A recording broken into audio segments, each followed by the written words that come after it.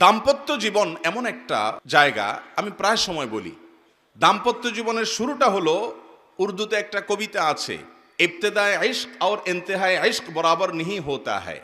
প্রেমের শুরু আর শেষ একরকম হয় না। প্রেমের শুরুতে শুধুমাত্র ফুল দেওয়া নেওয়া হয়, শেষে লাঠিও দেওয়া নেওয়া হয়। ঠিক না বেঠিক? শুরুতে মোহাব্বত উতরায়, উন্মাদ হয়ে যায়, মা বাপ চিনে না, নামাজ চিনে না, মুরব্বী চিনে না, সমাজ চিনে না, বন্ধু বান্ধব চিনে না, রাগ সব। এখন আমার মনের মানুষের সাথে আমার চ্যাটিং চলতেছে, কিচ্ছু চিনে না, সে ভালোবাসা উতরাইতে থাকে। এরপরে শেষ পর্যায়ে যখন চলে যায়, তখন ওই ফোন নম্বর দেখলে মেজাজটা গরম হয়ে যায়। ঠিক না বেঠিক? ইবতেদায়ে ইশক আর ইন্তেহায়ে ইশক বরাবর নিহি হোতা হ্যায়।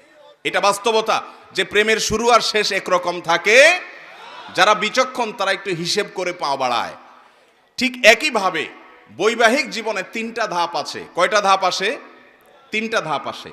বিবাহের পরপর ভালো হোক আর মন্দ হোক, প্রথম প্রথম নতুন জামাই বউ অনেক মহব্বত আদান প্রদান করে, অনেক ভালোবাসা, অনেক স্বপ্ন, অনেক প্রতিজ্ঞা, অনেক ওয়াদা, অনেক কমিটমেন্ট, অনেক প্রমিস, অনেক ভালোবাসার বিনিময় হয় বিয়ের পরপর।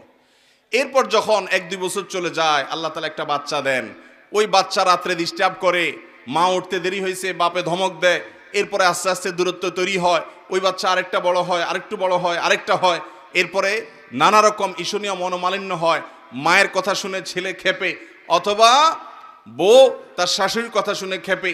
আস্তে আস্তে আস্তে আস্তে আস্তে টুনটান হতে হতে যখন সংসারটা একটু ভারী হয়, ছেলে মেয়ে হওয়া শুরু করে, 2-3 বছর হয়ে যায়, ও যে ঘোরটা কেটে যায়। সহজ কথা হলো, বিবাহের পরে প্রথম প্রথম যে ঘোরটা থাকে, ওই ঘোরটা কি কেটে যায়।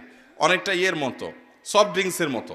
সফট ড্রিঙ্কসের বোতল যখন আপনি মুখটা খোলেন, যেই পরিমাণ ঝাঁজ এবং তেজ থাকে, কিছুক্ষণ পরে আস্তে করে সেটা লেভেলে চলে আসে কি আসে না? বিবাহের পর প্রথম যে মহব্বত থাকে, যে বোঝাপড়া থাকে, যে আকর্ষণ থাকে, এটা আস্তে আস্তে কমে। যখন কমে, এরপর আসল রূপটা দেখা যায়। ওই যে মহব্বত উতরাইছিল একটু আগে বা কিছুদিন আগে, সেই মহব্বতের আসল রূপটা ছেলেও দেখতে পায়, মেয়েও দেখতে পায়। শুরু হয় এবার তুমুল আকারে ঝগড়া, ফাসাদ, গন্ডগোল। এটা বাস্তবতা হয়। এরপর বৈবাহিক জীবনের একেবারে শেষের দিকে যখন চলে যায়, তখন আবার ওই প্রথম সময়টা কিন্তু ফিরে আসে। অর্থাৎ বুড়া বুড়ি টোনাটুনির সাথে সম্পর্কটা খুব ভালো থাকে। আপনি আমাদের এই সমাজে জোয়ান জামাই বউ যেরকম মারামারি লেগে থাকে, গন্ডগোল লেগে থাকে, মুরব্বী চাচাদেরকে বুড়া বুড়ি এরকম গন্ডগোল লাগালাগি করে এবং চুলাচুলি করে, এরকম খুব বেশি দেখেন? একেবারেই নাই। ওই মাঝামাঝি পর্যায়ে যা হয় না হয়, শেষের দিকে আবার মহব্বত অনেক হয়। নদীর এপারে কিছুটা শান্ত, ওই পারে কিছুটা শান্ত, মাঝখানে উত্তাল তরঙ্গ। ওই তরঙ্গ দেখে অনেকে ভুল করে এবং তরি ডুবিয়ে দেয়, আর ওই কুল পর্যন্ত যেতে পারে না। আর যে বিচক্ষণ, সে জানে যে এরকম চড়াই উতরাই হবে দাম্পত্য জীবনে, বোঝাপড়ার গরমিল হবে, গন্ডগোল ফাসাদ হবে, এগুলোর সব ওভারকাম করতে হবে। একটা সময় আমার শান্তি আসবে। বিশেষ করে মা বোনদের একটা সমস্যা হলো যে পরের ঘর করতে গিয়ে নানা রকম ঝামেলা তৈরি হয়। তখন তারা কি করে, না এসব আর করবো না, আমি চলে যাই। এভাবে যে বেশিরভাগ মেয়ে পরবর্তীতে আফসোস করতে হয়। আর এই কারণে দাম্পত্য জীবনের সুখের দ্বিতীয় মন্ত্র হলো সবর এবং শুকর। এই দুইটা অভ্যাসকে নিজের জীবনে আনতে হবে। যাদের মধ্যে সবর নেই, যাদের মধ্যে কৃতজ্ঞতা নেই, এরা কখনো দাম্পত্য জীবনে সুখী হতে পারে? দাম্পত্য জীবনের সুখের অন্যতম মূল মন্ত্র হলো সবর করা। কারণ দুই ফ্যামিলির দুইজন মানুষ একত্রে সংসার করবে, এক ছাদের নিচে থাকবে, জীবন কাটাবে, সব কিছু ব্যাটে বলে কিয়ামত পর্যন্ত কোনো দিনই হবে। আপনি আমি কে? নবী করিম সাল্লাল্লাহু আলাইহি সাল্লামের সাথে, তার স্ত্রীদের সাথে, উম্মুল মুমিনিনদের সাথে ছোটখাটো বিষয় নিয়ে মান অভিমান হয়েছে না হয় নাই? বহুত হয়েছে। এবং সে মান অভিমানটা আমাদের মতো না, তাদের মতো করে হয়েছে। কারণ স্বামী স্ত্রী একসাথে দাম্পত্য জীবনে যখন সময় কাটাবে, তাদের মধ্যে বোঝাপড়ার গরমিল হবে। এই সময়টাতে দরকার হয় সবর করা। মনে রাখবেন, ইবাদতের অনেক বড় একটা পার্ট হলো সবর এবং ধৈর্য। আল্লাহ কোরআনে বলেছেন, ইন্নামা ইউওয়াফাস সাবিরুন আজরাহুম বিগাইরি হিসাব। যাদের পুরস্কার আল্লাহ তাআলা কোনো হিসাব করে দিবেন না, তারা হলো যারা সবরকারী, ধৈর্যকারী তারা। অতএব দাম্পত্য জীবনে ধৈর্য থাকতে হবে। স্বামী অনেক উল্টাপাল্টা করবে, সবর করতে হবে। মনে করতে হবে এর চাইতে অমানুষও পৃথিবীতে আছে। আবার স্ত্রী অনেক উল্টাপাল্টা করবে, সেক্ষেত্রেও সবর করতে হবে, মনে করতে হবে যে এর চাইতে অমানুষ অনেক আছে, এবং নিজেকে সান্ত্বনা দিতে হবে। অনেক ক্ষেত্রে কৌশলী হইতে হবে, বিশেষ করে দাম্পত্য জীবনে কৌশল ছাড়া আপনি সুখী হতে পারবেন না। আশরাফ আলী থানভী রহমতুল্লাহ আলাইহি একটা ঘটনা বলেছেন সম্ভবত একবার, যে ওনার কাছে এক ব্যক্তি এসে বলল, হুজুর আমার বাসায় যে মহিলা আছে আমার স্ত্রী, এই ভদ্র মহিলা আমি বাহির থেকে গেলেই কোনো কারণ ছাড়া অযথাই আমার উপরে সে চড়াও হয় এবং খুব বাজে ব্যবহার করতে থাকে। আমি আপনার ওয়াজটা শুনে একটু সবর করার চেষ্টা করি, কিন্তু কত পারা যায়, পারি না। আপনি একটু আমাকে বুঝায় বলেন তো আমি কি করতে পারি। তখন উনি বললেন যে আপনাকে একটা বুদ্ধি শিখাই। বাসায় ঢোকার আগে দরজার সামনে গিয়ে কয়েক সেকেন্ডের জন্য আপনি একটু মাথাটা নত করবেন, করে কল্পনার জগতে ডুব দিবেন। ডুব দিয়ে নিজেকে নিজে বলবেন যে আমি এখন দরজা খোলার সাথে সাথে কথার কথা একটা কুকুর আমার বাসায় আছে, কুকুরটা আসবে, তো কুকুর মানুষ দেখলে ঘেউ ঘেউ করে, এটা করবে। এটা আপনি শুধু মাথায় মনে মনে চিন্তা করবেন। এরপরে খোলার পর মানুষকে কুকুর মনে করে ছোট করা না, মানে এটা জাস্ট একটা ট্রিটমেন্ট, যে আমি মানুষ না, মনে করলাম যে একটা মানুষের পাশে একটা কুকুর আছে, তো কুকুরটা আমাকে ঘেউ ঘেউ করবে, এটা তোমার মনে করবা। মনে করার পর এরপরে দরজা নক করবা। বউ খোলার পর যদি তোমার সাথে ঘেউ ঘেউ করে, তুমি সাথে সাথে ওই যে তোমার ধ্যান কল্পনার জগতে ডুব দিবা। ডুব দিয়া তোমার স্মৃতিতে আনবা যে একটা কুকুর, আমি রাস্তা দিয়ে যাচ্ছি বা কোথাও গেছি, এখন ঘেউ ঘেউ করতেছে, তো কুকুর ঘেউ ঘেউ করলে আমার সমস্যাটা কি, এটা তুমি মনে করবা। তো স্বামী বাসায় গেছে, যা দরজা খুলছে, দরজা নক করার আগে ওইরকম কল্পনা করছে, স্ত্রী দরজা খুলছে, যথারীতি জামা কাপড় খোলার পর শুরু হয়ে গেছে বিশ্বযুদ্ধ, ঠুসঠুস শুরু হয়ে গেছে।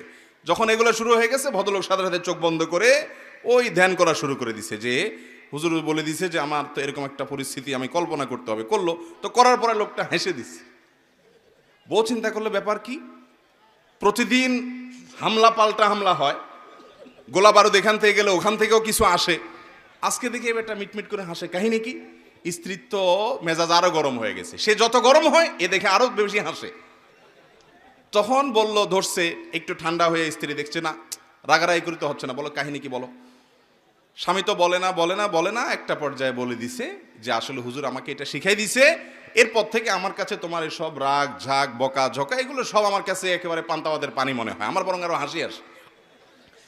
এর পর দিন থেকে আর ওই ভদ্রলোক বাড়িতে ঢুকলে বউ বেচারা ঝগড়া করতে গেলেও আবার গলা থেকে ফেরত চলে যায়, কারণ ঝগড়া করলেই তো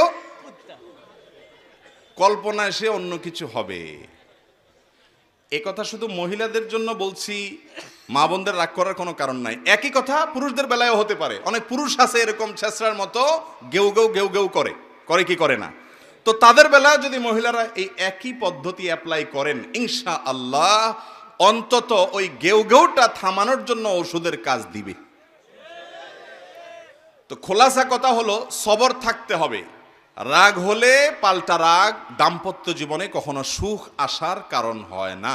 দাম্পত্য জীবনে স্বামী হোক আর স্ত্রী হোক, ধৈর্য ধারণ করতে না পারলে কখনো শান্তি পাওয়া যায়, ধৈর্য ধারণ করতে হয়।